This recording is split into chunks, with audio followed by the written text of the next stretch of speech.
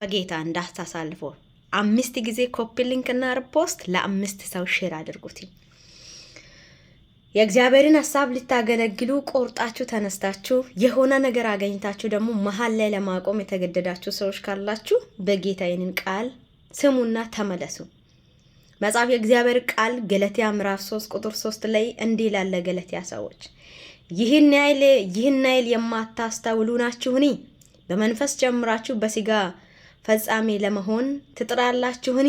በእርግጥ ለከንቱ ከሆነ ይህን ያህል መከራ የተቀበላችሁት እንዳው ነውኒ?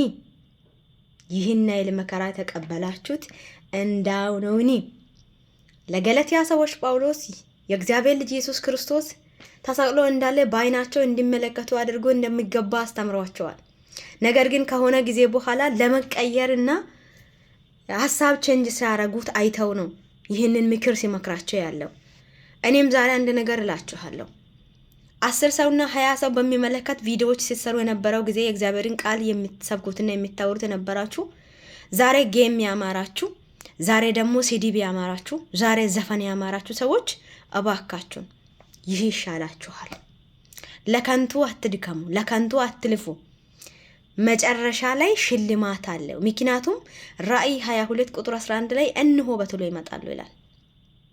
እንሆ በቶሎ ይመጣሉ። ከዛ ለእያንዳንዱ እንደ ስራው መጠን ይከፍል ዘንድ፣ ያ ከፍል ዘንድ ማለት ምን ይቀበልበት አክሊል አለ ማለት ነው።